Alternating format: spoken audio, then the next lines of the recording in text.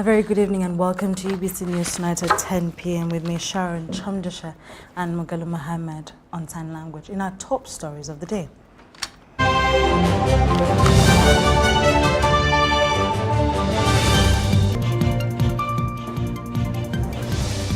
Coming up, traders suspend national business shutdown strike after meeting President Museveni.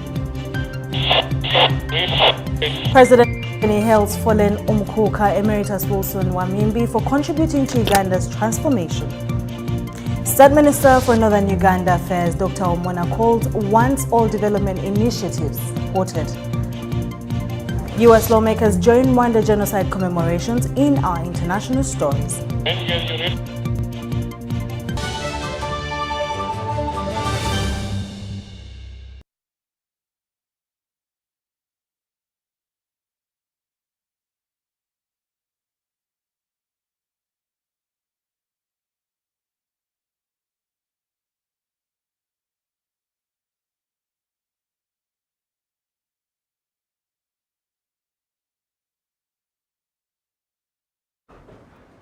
Welcome once again to UBC News Tonight. Now, traders protesting unfair taxes and Uganda Revenue Authority's electronic fiscal receipting and invoicing solution have agreed to reopen their shops as the leaders continue to consult further with the government. The decision follows President Museveni's directive to suspend all penalties against the traders temporarily, allowing for wider consultations. The decision was reached during a meeting with the leaders of various trade organizations at State House in Tebe.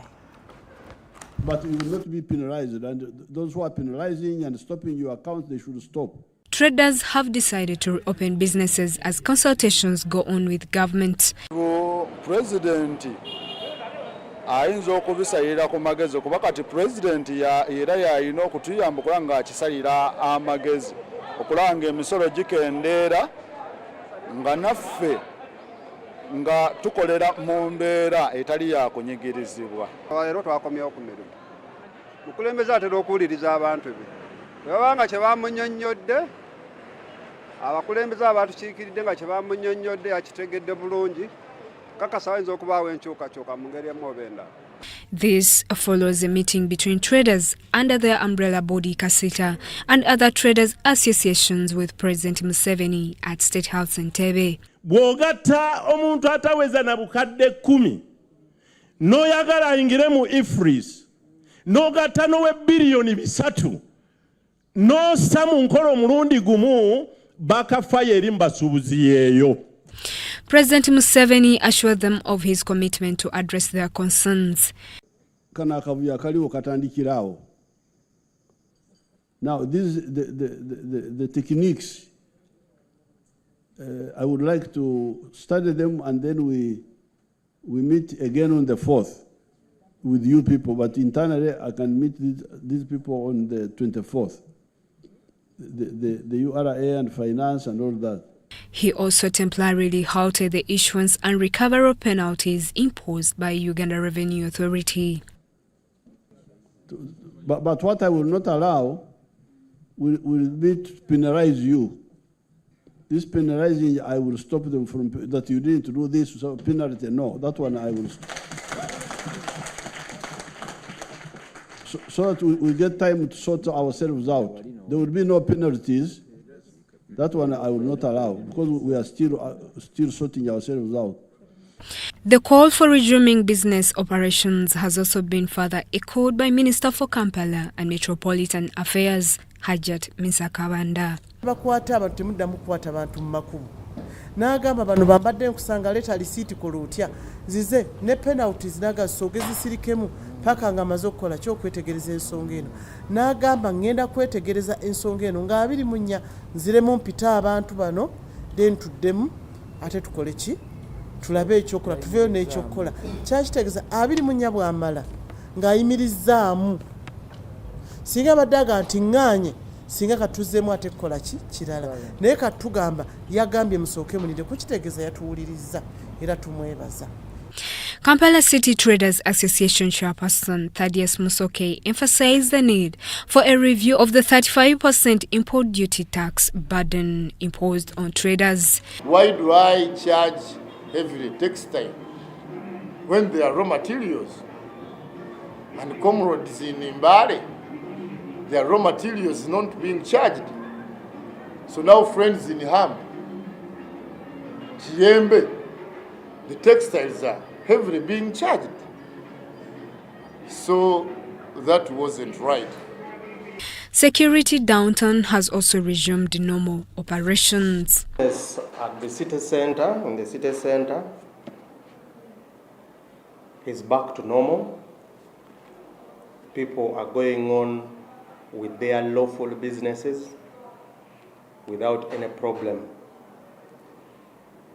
As per the security situation, it is still normal, and we have scaled down our operation downtown. We are back to our normal operations of keeping the city safe. The heart of the matter lies in the traders' discontent over unjust taxation practices, particularly the implementation of the electronic physical receipting and invoicing solutions by Uganda Revenue Authority. President Museveni will meet traders on May 7, 2024 at Kololo Ceremonial Grounds. Justin Nakami in Kampala. President Museveni has joined the Bamasaba to mourn the fallen Umkuka Emeritus Wilson Wamimbi Weasa, who died last week. In his message delivered by the Vice President, retired Lupo, President Museveni lauded the late Wamimbi for contributing to Ugandans' transformation through his dedicated services he offered during his lifetime as an ambassador to Canada and as RDC Iganga. The late Umkuka Emeritus Wilson Weasa Wamimbi has been buried.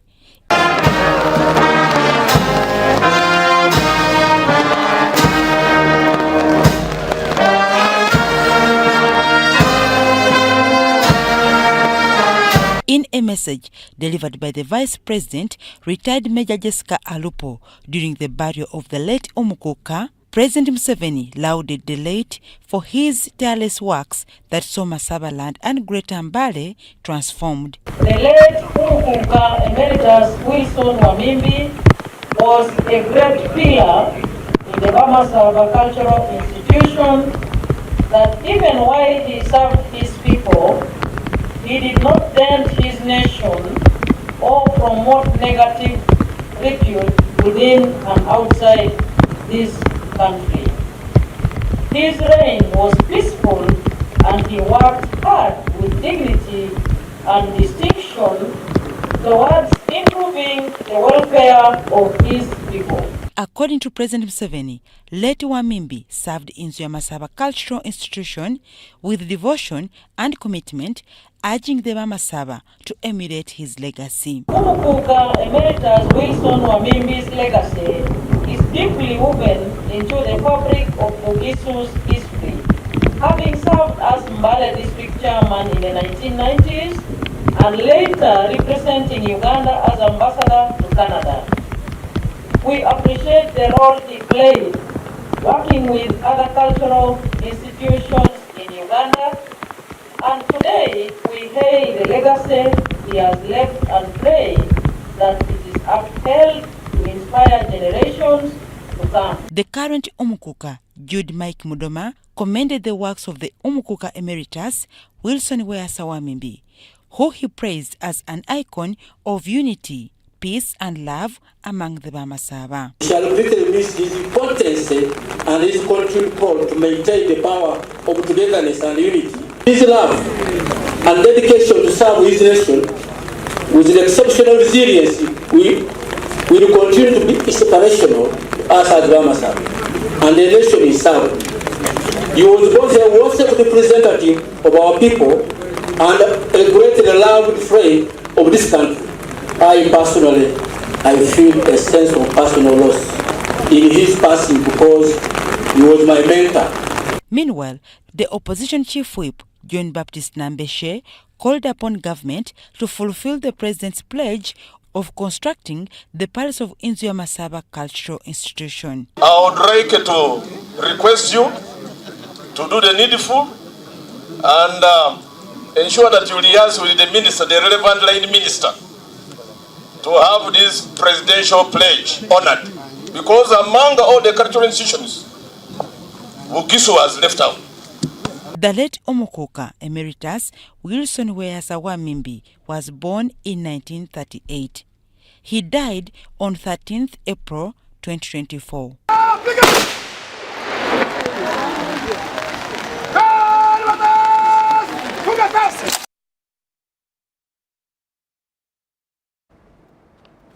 Moving on from that, the First Lady Janet Museveni has contributed 50 million Ugandan shillings to the Kyankwanzi District Women Bank to facilitate its operations. The 50 million cash has been delivered by the Lands Minister Judith Nawakoba during this year's Women's Day of the district. The Lands Minister Judith Nawakoba has graced this year's Women's Day celebrations for Kyankwanzi district. She has been representing the First Lady, also Minister in charge of Education and Sports, Janet Museveni. On days like this, we also remember the women who joined hands with the NRM government to pave the way for us to experience the empowerment that women across Uganda now enjoy. It is our collective responsibility as women and men in Uganda to continue keeping this fire burning so that the work of previous generations is built upon and not forgotten or even reversed. Nawakoba also tasked the Kyankwanzi District Security Committee to watch over land-related matters within this area. I therefore urge women with influence and those of a higher social standing to open up their networks to less advantaged women. This will provide opportunities for mentorship and personal development, thus nurturing their talent and preparing them for leadership in a variety of settings. President of the celebration was the chairperson of the National Women Council, Hajat Farida Kimboa.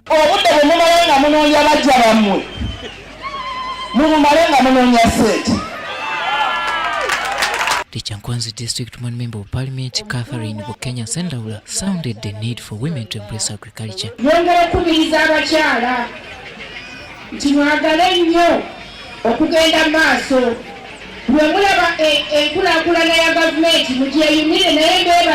To celebrate and empower women in this area, Sendaula has opened up a women's village bank, thus thanking the First Lady for the support of 50 million shillings, which has been delivered by the Lands Minister, Judith Nawakoba.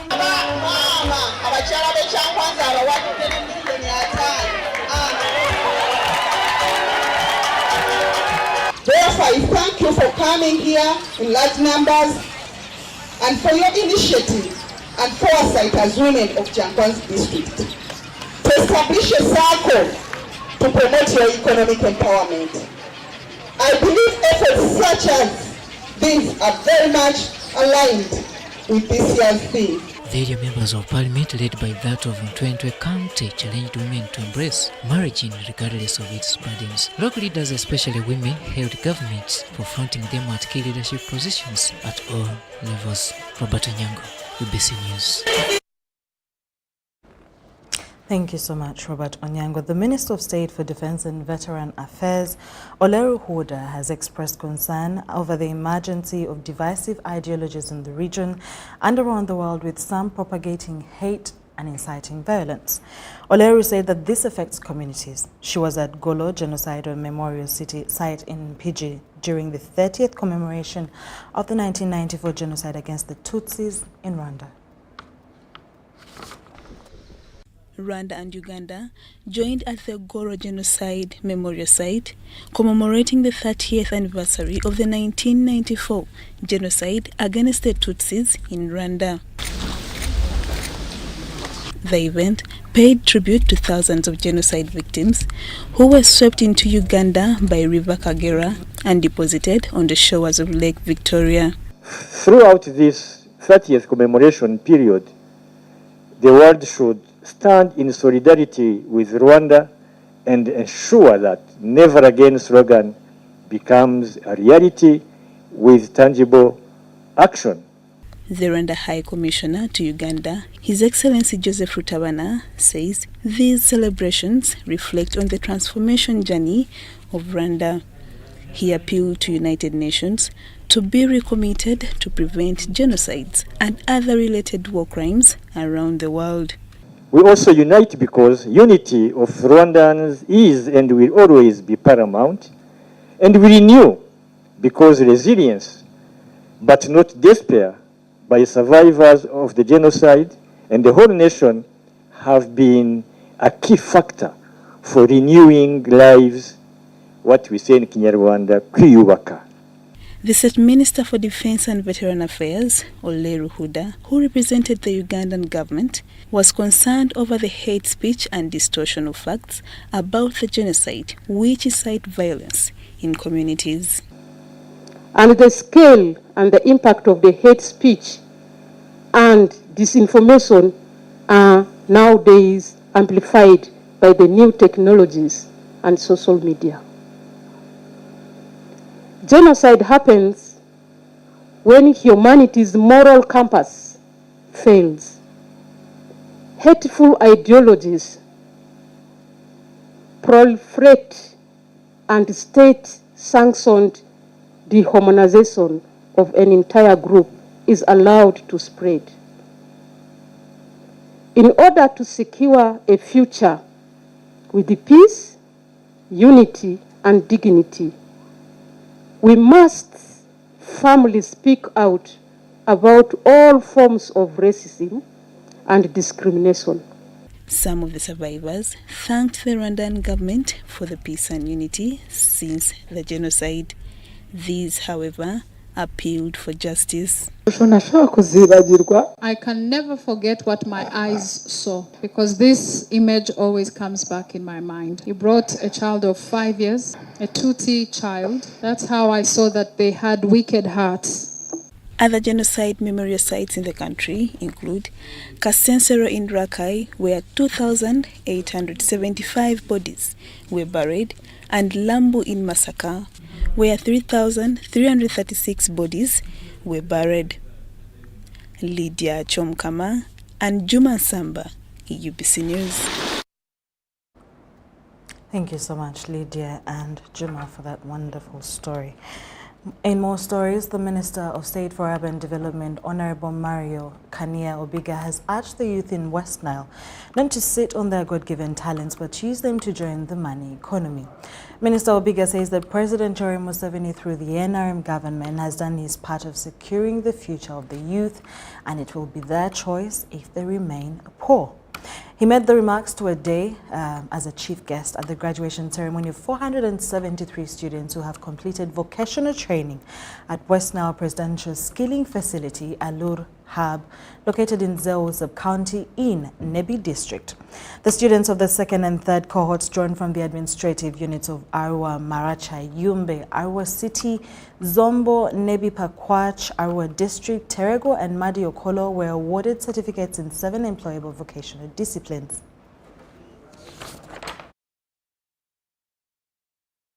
Asanga dio. Together. Asanga dio. Oye, NRM oye. Yado udukoni kuyo. President Museveni oye. Diyo sutaru dio.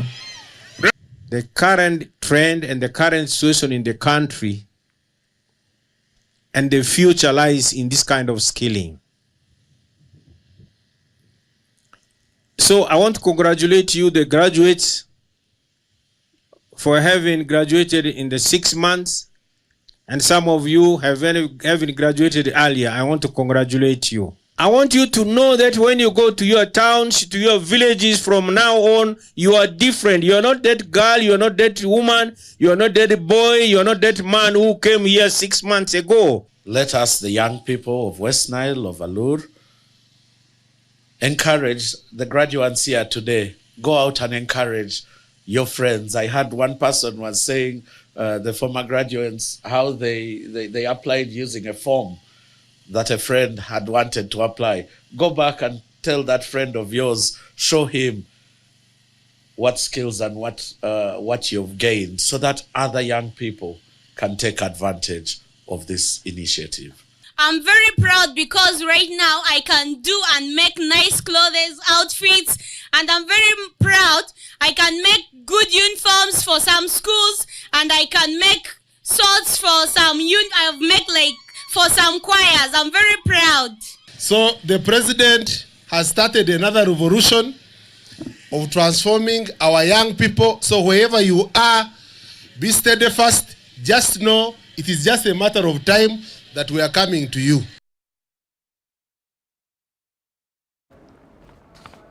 State Minister for Luweero Rwenzori, Alice Kaboyo, has assured all veterans that government is concerned about their living status. She was commissioning the house for the sister to the late James Karuhanga, who was executed in broad daylight in 1973 in Bara. The family of late Karuhanga described the late as a person who was patriotic and appreciated President Museveni for remembering him. Andrew Sebida reports.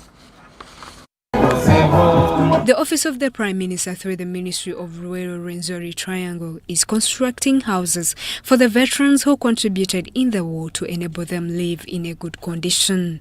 The family of the late veteran James Karuhanga in Kinshasa, Mbarara City, who was executed on 10th February 1973, is the fifth to benefit in this project.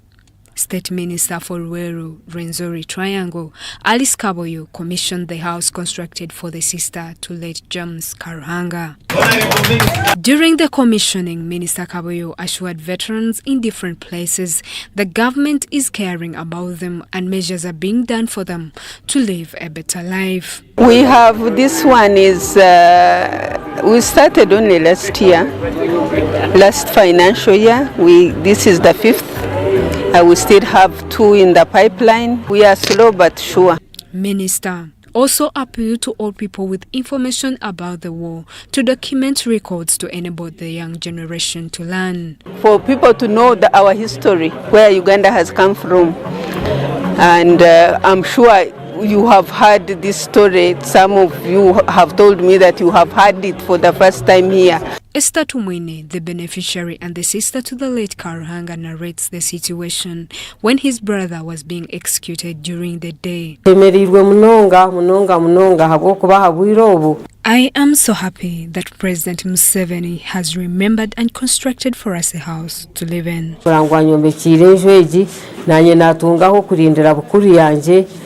The head of National Resistance Army, Archives Sarah Bananuka, witnessed the killing of late Karuhanga and shares the emotions. And at midday, it came in the news on UBC News.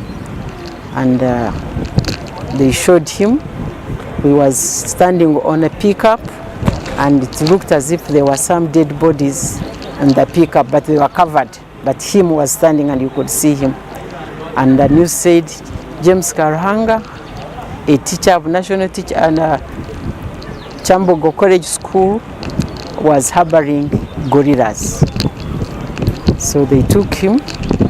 Thereafter, I think about a few days, he was killed by firing squad in Mbara here in Boma grounds. The Mbara City woman legislator Rita Atukwansa reminded government to reorganize the Kalyanolia mass grave as a tourism site. They have finally found where he was buried in a mass grave with 8 other people. That is good history. You might think, oh, he was buried. How is that important for Uganda? Very, very important. Because 50 years from now, we will be reminiscing the life of the NRM, how it will transcend, and what will happen thereafter. When we travel around the world, those are the monuments that make money. You know, you are going to see where Hitler was buried, or you are going to see where the battle for Waterloo started. Even when we go to Rome, these are some of the places you visit. So it is very important. Engineer Brian Buhanda from NEC Construction says the house has been finished in scheduled time, thus advising family to maintain it in good condition. Each house has been taking us on average 2 months to be built and complete. As I said, we have made these houses maintenance free for that is in line with the finishes that we put on them, the external finishes. And we hope if they are well maintained by the beneficiaries, they should last more than 50 years. The house has a kitchen, water tank, and the latrine at a cost of 177 million Ugandan shillings. Andrew Sebira compiled this report for UBC News.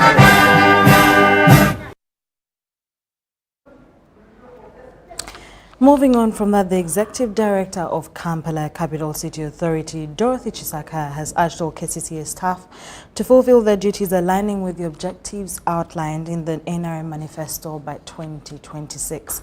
Now, Chisaka made these remarks during the KCCA Staff Engagement Conference in Kampala District.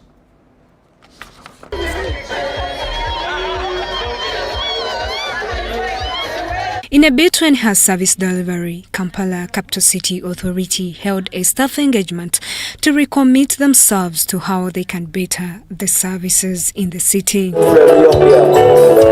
Stressing the significance of such engagements, the Executive Director Dorothy Chisaka emphasized their role in self-evaluation and improvement within the institution. We are here to revitalize our purpose. Why were we employed? Why are we Team KCCA in the city? That is why we are here. Despite acknowledging the authority's achievements, including the parish development model and revenue collection, Chisaka called for heightened efforts to address unresolved challenges. The people are complaining that we are using excessive force in the implementation of law and order. While we have to implement trade order, must we beat those women? There are delays in garbage collection. There is slow speed in the roads construction. Those are the complaints we are hearing. There are overcrowded health centers. There are dilapidated markets. Notably, corruption remains a persistent concern raised by the public. There is the never-ending complaint of corruption within our offices. And corruption may not be that you've taken money, but you've delayed to deliver a service which is construed as a corrupt act. This thing should not be heard within our quarters. In a similar vein, Deputy Executive Director David Luyimbazi urged KCCA staff to adopt a servant mindset rather than a boss mentality when serving the city's residents. Let's be simple. Let's stop being bosses. We're here to provide services. The day we walk out of that authority and we need services and we've left monsters in office is the day you will know that you did a bad thing to yourself. So we are planting seeds of what we're going to find out there, because we're not going to stay in City Hall forever. The staff were, however, urged to diligently fulfill their objectives, aligning with the NRM manifesto by 2026. Let us do better, let us do more, let us excel in our delivery of the vision of the smart city. Simon Kasiate, the Public Relations Officer of KCCA, outlined the committee's commitments following the engagement. What may not be going as well as the citizens are able to appreciate, but we also know that there's quite a lot that we have done that's commendable. So today's engagements are to reaffirm our commitment, to show our unwavering spirit towards service delivery. The emphasis remains on servant leadership and a renewed dedication to improving service delivery in the city. Justin Nakami, UBC News.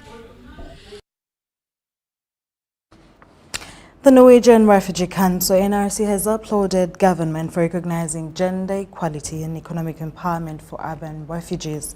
A series of dialogues have been organized with different refugee communities in Kampala by NRC, funded by UNHCR, to discuss and address protection risks faced by refugee communities, as you're about to witness.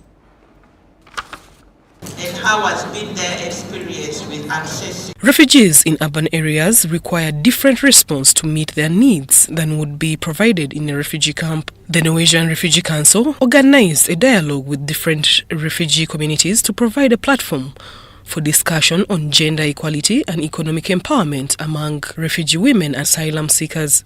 Dixon Odur, the Media and Communications Coordinator at NRC, told UBC that the dialogues address protection risks faced by vulnerable populations. As NRC, we found it right to call all these women from different sectors of the economy, from different backgrounds or from different settings, including the refugees, to talk to them, try to understand specifically what are some of the challenges that they're facing, and also what are some of the ways that we can, provide our services better to them. Through such dialogues, we are able to come up with specific programming, inclusive and specific programs that can in fact address some of the specific challenges that mostly the displaced women face. Nimo Muhammad, CEO Brave Girl, an organization that empowers refugee girls in settlement, noted that refugees move to urban areas hoping to find safety and economic independency. As a young African refugee girl to stood up for my rights, it's because of the cultural norms we have in my community where the leadership are not allowed for women to be a leader. And I really strongly appreciate for Ugandan government that allows me to lead, to become a leader, to become the voice of my people. And I also have to thank all UNHCR and NGOs that allows us to get what we need of future. Thank you. Some of the affected persons in different refugee communities share their experience and challenges they face. My request the people in charge of security to see how best they can support refugees to live peaceful in Uganda. Of them are moving out of Kampala and they are going to areas of Entebbe, areas of Wakiso, areas of Mityana in search of trying to adjust the cost of living. Godfrey Gumikiriza, Manager Welfare and Community Services at KCCA, advised the urban refugees to adhere to rules and laws of their host communities. How do we partner in enabling an urban refugee who is a youth to access a skills training in the Kabaragara, which is in Makinde division? For now we have only one division. But we also have our urban agricultural center in China, which is in Nakawa, which is focusing on skilling on urban farming, where you can farm from almost an existing land, where you have limited access to land. How can you farm from there?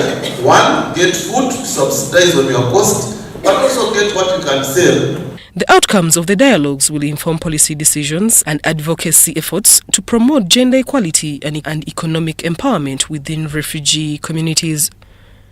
Zahara Abigaba, UBC News. Now, the Minister Chancellor from the Embassy of the People's Republic of China in the Republic of Uganda, Fan Chongcheng, has appreciated the government of Uganda for granting Chinese living in Uganda freedom to practice their culture. This was contained in his speech during the International Day of Chinese Language at Makerere Freedom Square.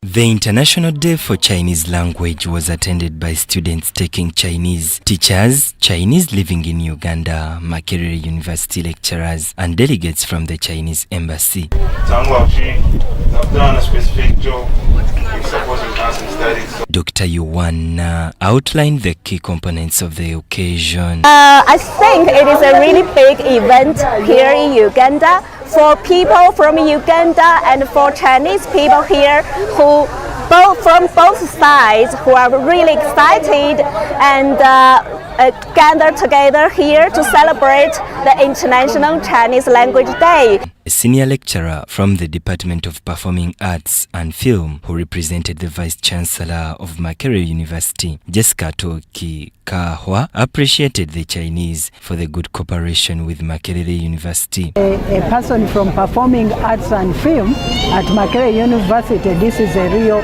honor that I'm invited to be part of this celebration, to see for myself what the Chinese Institute, the Chinese Language Institute is is doing at Makerere. From the Chinese minister that they are planning to increase and intensify the collaboration between Uganda and China in terms of business, economics, and also language and culture. Fan Zhoueng, the minister counselor from the Chinese embassy, disclosed that Uganda makes them feel comfortable. Good brothers, we have a very friendly traditional relationship for more than 60 years. We support each other not only in international issues but also for the development.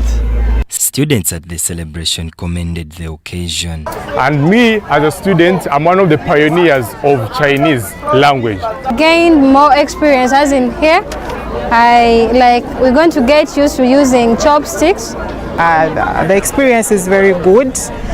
I really like Chinese because I'm getting a lot of experience. The occasion involved showcasing of China activities such as music, dance, and kung fu. Benon Mukwaya, Kayumba Stephen, Makerere. Amidst the long-awaited time for ATMI's forces in Somalia to hand over power to the Somali government and its agencies, the Uganda's Deputy Ambassador to Somalia, Major General retired Nathan Mugisha, assessed the gains Somalia has registered in the past 15 years. Amidst the long-awaited time for ATMI's forces in Somalia to hand over power to the Somali government and its agencies, we have interacted with Uganda's Deputy Ambassador to Somalia, retired Major General Nathan Mugisha, who shed light on a number of topics concerning the gains Somalia has registered in the past 15 years since foreign troops camped there. The economy is improving. When you look at the airport, they are receiving, I think, average about between 40 to 50 aircrafts per day. Other achievements include opinions by citizens to participate in peaceful elections and the Somali security personnel that has been equipped with the skills and tactics. We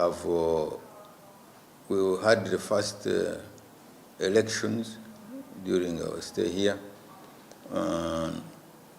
in between 2004 and 2008, we had one election. Then we had 2009, 2012, another election. 2012, 2014, we had another election. And we had 2017, 2022, another presidential and parliamentary election. And right now, the current president, who has come for the second time, that we have been able to train over 10,200 soldiers of Somali national forces. The retired Major General also opened up that Uganda has equally benefited. We contribute to our economy not less than $50 million, which we are remitting back home. $60,000 per day. He, however, condemned Ugandans who moved to Somalia without registering with the Ugandan embassy there. The problem we have, the Ugandans don't want to report to embassies. The numbers so far are 35,000. We are the second to Saudi Arabia. But as the Excellency has already put it, they are not registered. Those that are registered here are only 3,000. Although ATMIS has worked hard to liberate most of the areas from Al-Shabaab, Mugisha said they haven't fully covered some areas. It is a very big country, and it required more troops, and those troops are not yet generated. Despite the new facelift of Somalia by ATMIS, which has seen tremendous development, the general wasn't hesitant to share challenges in the mission's work. Challenge of security, because I've told you Somalia is very porous, has the longest coastline on the continent. No, in Uganda we have many clans, but here we have about 6 clans. They are a problem on how to share power and how to share resources. Although Somalia was recently authorized to participate in externalization of labor force, this raises concerns on the nature of jobs Ugandans would do in Somalia amidst security threats. But as a framework we had the JPC, the Joint Permanent Commission between Uganda and and Somalia. The head of Chancery Uganda Embassy in Somalia, Robert Mujimba, confirmed the working agreements between the two countries. Which was in August 2022, and in it we signed a memorandum of understanding on first cooperation. We also had a memorandum of understanding on diplomatic and political consultations done by both ministries of foreign affairs. In August 2023, Somalia became the 8th country to join the East African community. However, it continues to charge visa fees from partner countries, something that raises eyebrows. So it is in the process and there are stages that Somalia has to undergo before we go to other aspects of free movement of persons, free movement of labor, waiving visas and other aspects. As ATMIS readies for troop withdrawal, Ambassador Mugisha revealed that Ugandan troops will continue providing protection in Somalia to deter any threats from terror groups, especially Al-Shabaab. It's going to be here, in whatever form of the African Union Stabilization Force. I think that's the new name. If we just go anyhow, the way some other people would like to wish, all the hard-earned gains would be lost. I'm Ivan Juko in Somalia. Thank you so much, Ivan Juko. A new political momentum is rising in eastern Uganda following Daniel Mulalu, a dedicated activist, announcing his candidacy for Ngarium County Member of Parliament in Katakwi District. With the 2026 general elections on the horizon, Mulalu is setting the stage for a campaign that promises to bring fresh perspectives and vigorous energy to the political landscape of the region.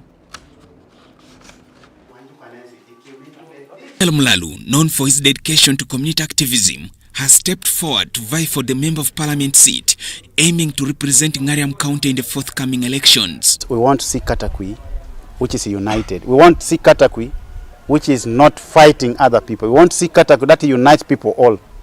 Having spent years working closely with the local communities, Mulalu's campaign is centered on addressing key issues such as education, healthcare, water and infrastructure development in Ngarium County. By the time I get nominated, I want all the 45 schools should have been given solars, because our intent is that we want to raise the standard of studies here.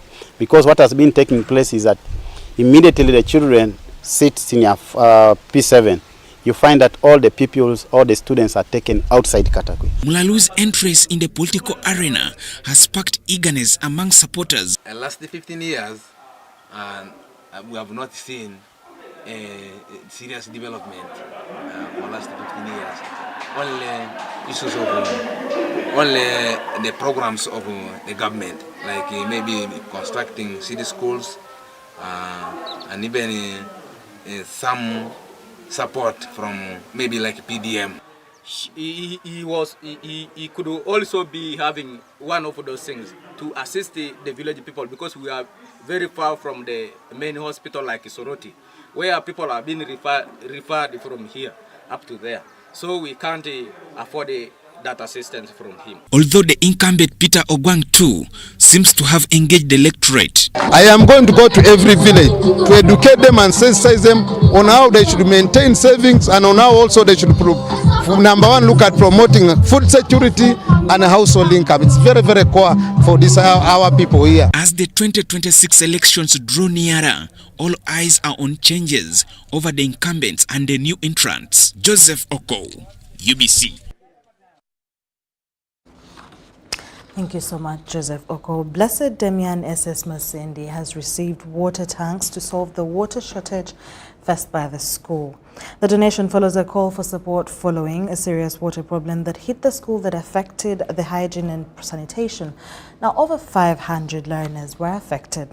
MTN Uganda responded and delivered 6 water tanks and a water harvesting system to enable learners access clean, safe water.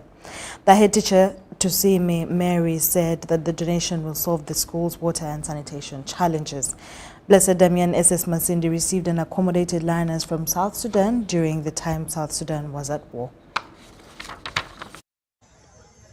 The problem of water has been solved, as you have seen, and I want to thank MTN management from the bottom of my heart for the donation. May God bless them. May God protect them and helping the students washing clothes, cooking and drinking. So we thought it wise to contact some donors. That was when MTN Uganda came in. Done up to 75%, but extra contributions from stakeholders so that this. Previously, we have been facing water crisis, whereby theft of water in dormitories, challenges such as late coming for lessons, fights at water sources.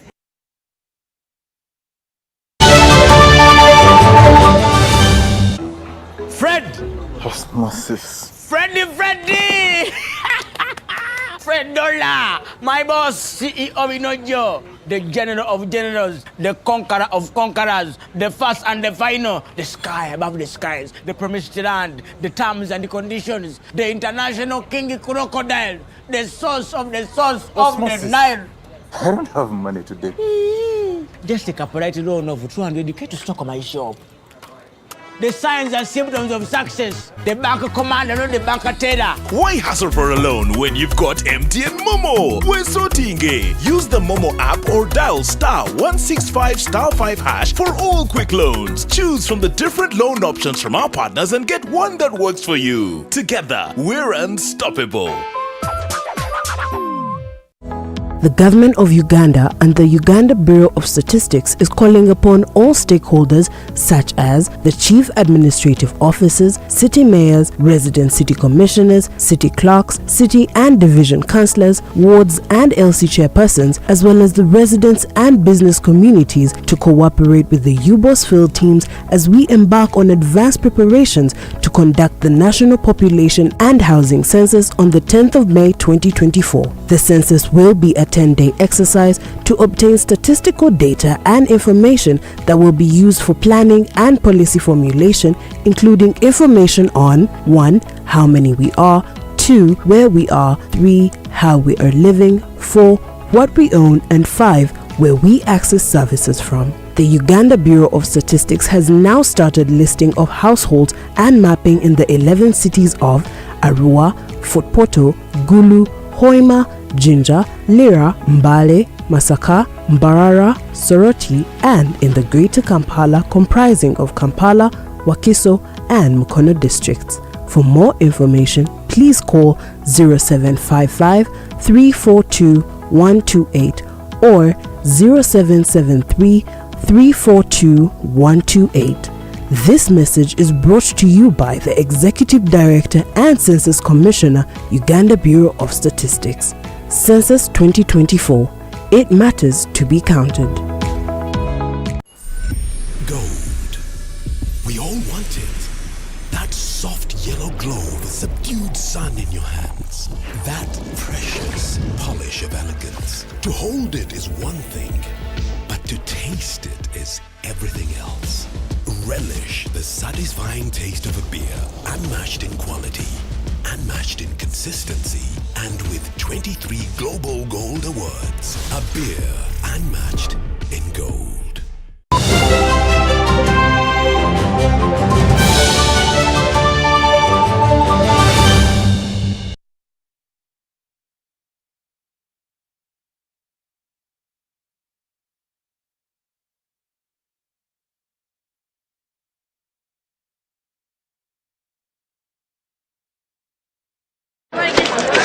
Juko. Yo.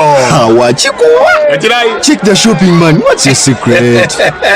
Haven't you heard of the Parish development model PDM? Yes, I did, but I thought it was just a talk. No, it is real. I and a few friends together formed a circle, accessed money from the PDM, invested in a portrait project, and now things are moving. Juko. I thought I was one of your friends. You are. But you left me behind. I didn't leave you in poverty. What you do, just visit your LC2 chairperson and your parish chief and start the process of economic transformation. Just like that. The Parish development model is an initiative from the government of Uganda through the Ministry of Local Government designed to transform all lives of Ugandans for the better. PDM, my parish, my development, my life.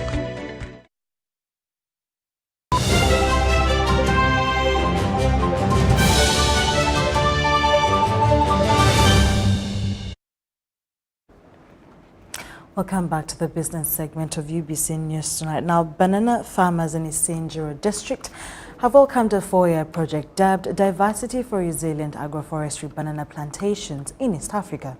The project aims to transform food systems to improve the lives of the farmers in the face of climate change through promotion of polyculture.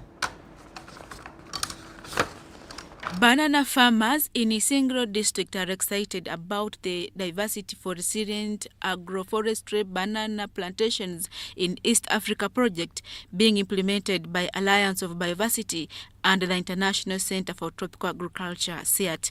The project aims at promoting polyculture as opposed to monoculture that limits the optimization of land. Polyculture is an integrated farming technique where compatible crops, including trees, are grown on the same piece of land. We're particularly looking at how we can increase the resilience of banana production to pest and disease outbreak, but also improve the ecosystem service delivery, specifically around contributing to climate mitigation, but also enhancing biodiversity within these production systems that can help to increase their resilience and provide other ecosystem services.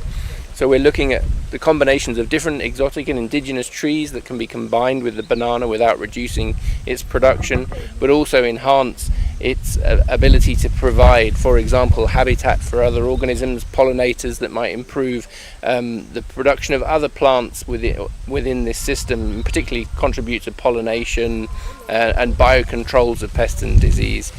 These farmers are so much oriented towards commercial farming, growing banana with a commercial objective. So they don't want anything to interfere with the way they are doing or they are working. So our coming today tried to bring out the objective of integrating agroforestry into their banana cropping systems, and it highlighted the key benefits which they are likely to get if they integrate them in their plantations. However, you still realize that you need to do a lot to making sure that you change their perception towards monoculture.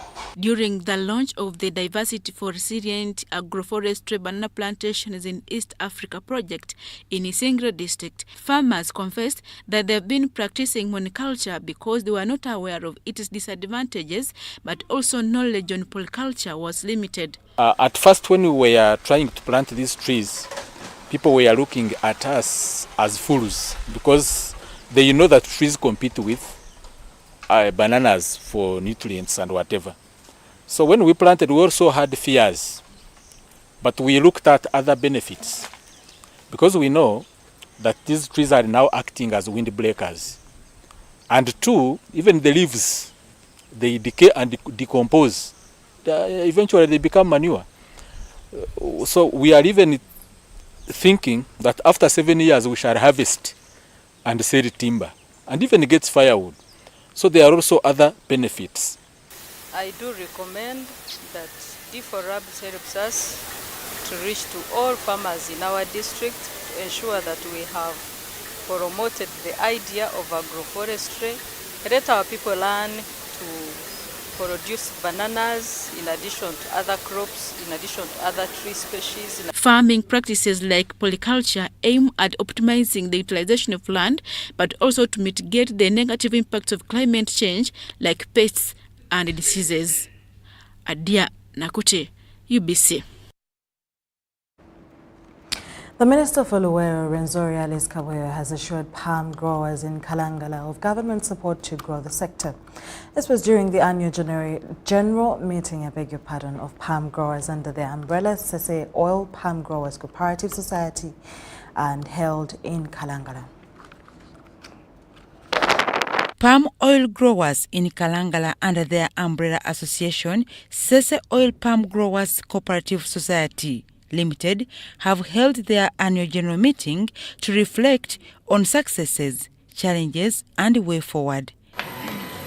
During the meeting, the chairperson of the board, Changcho Diamond, highlighted some of the challenges and successes registered. We are starting the nursery bed because Honorable of recent we have bought land about about 67.7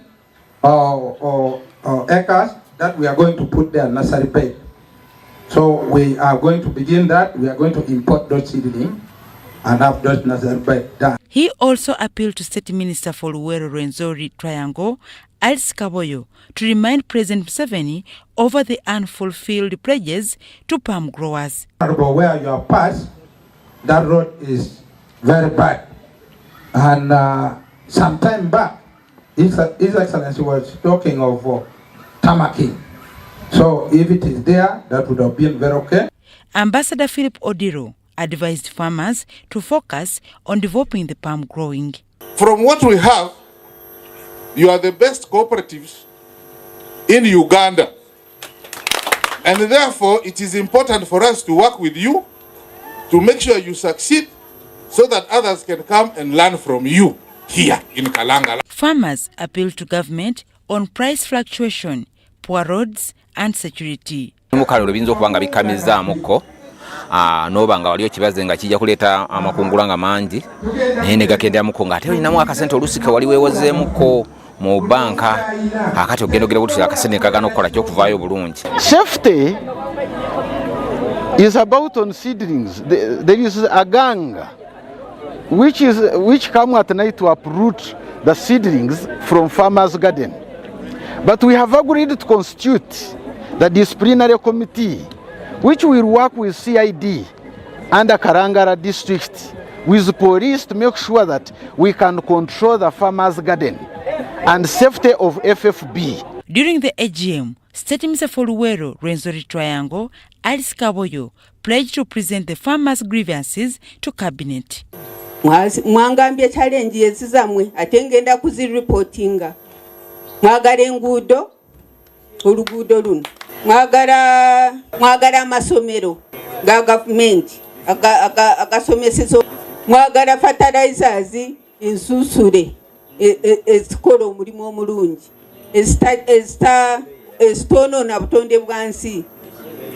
Ye mirimu gya government nange egyo mirimu gya government ate ngenda kugikola ki kujanjura.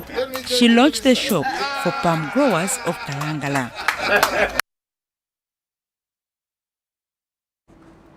Ugandans have been asked to use technology and innovative ideas to survive in the difficult economy environment. Wilson Safari is an innovative Ugandan who uses technology to cut stones into ordinary objects. Take a look.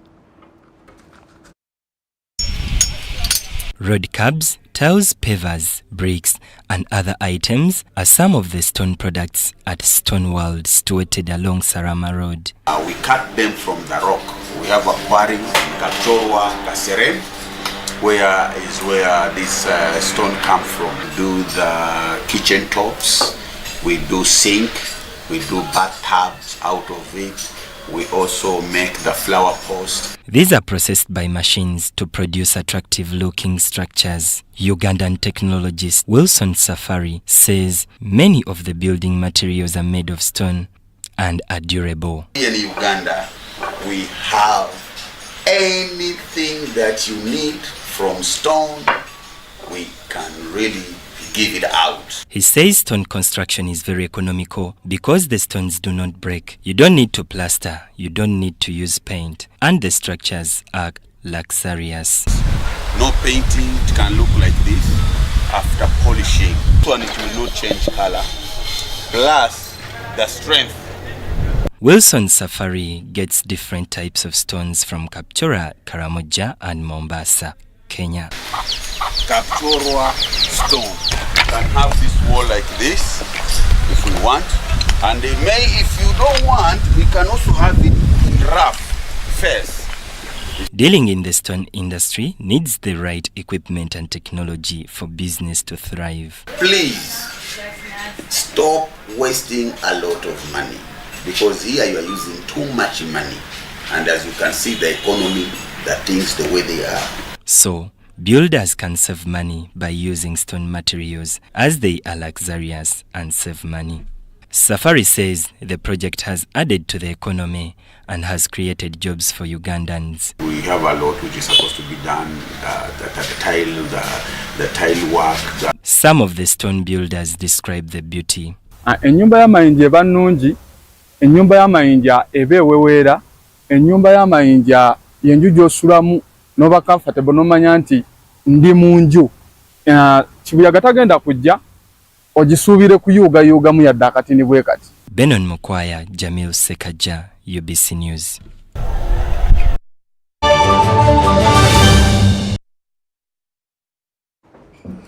US lawmakers this week joined Rwandans in commemorating 30 years since the East African nation's genocide, where an estimated 800,000 people, majority Tutsis and some moderate Hutus, were killed. Details for you. Powerful day on Capitol Hill for the commemoration of the Rwandan genocide. Hearing survivors vividly recount their experiences now 30 years on felt just as raw and powerful now as I'm sure it did for them then. Take a look. U.S. lawmakers gathered alongside Rwandan diplomats in Washington, D.C. for the 30th Kwibuka, or Remembrance of the Genocide in Rwanda. This year's Kwibuka, held on Monday, placed a special emphasis on survivors and their stories, as well as the work that's been done to repair inter-community relations since the genocide occurred in 1994. Referred to over the last 30 years as the Rwandan genocide, the Rwandan government has been pushing for a new name. It prefers the genocide against the Tutsi in Rwanda to give more recognition to Tutsis who were the majority of the victims and were specifically targeted by largely Hutu attackers. Rwandan government efforts to lobby the international community for the name change have been unsuccessful for the past few years. However, efforts made by the United Nations brought the subject back to prominence.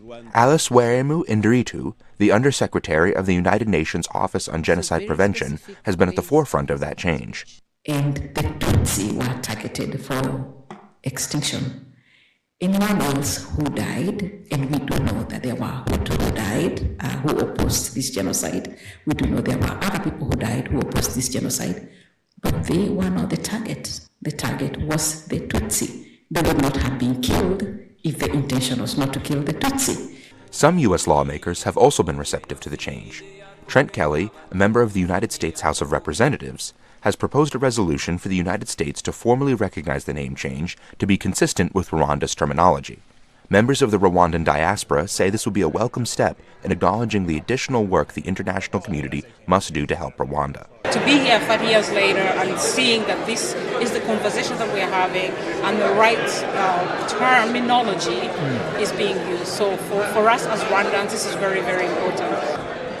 For survivors of the genocide, sharing their experiences at the Capitol reminds the world of the atrocities that happened and their duty to continue educating the world. It was not a genocide against Rwanda, it was a genocide against Tutsi group. So people deny the genocide, they use different names, they use different numbers, and we feel insulted because when people avoid to tell the truth, there is a big risk to repeat the same ideology somewhere else, because never again is it true in Rwanda, but genocide can happen to any country. So, and that's why we call the international community to do what it had. That's all we had for you tonight. Thank you so much for watching UBC News Tonight. My name is Sharon Chomdishe with Mugalu Mohammed on the sign language. From the team and I, have a lovely night. God bless. Bye-bye.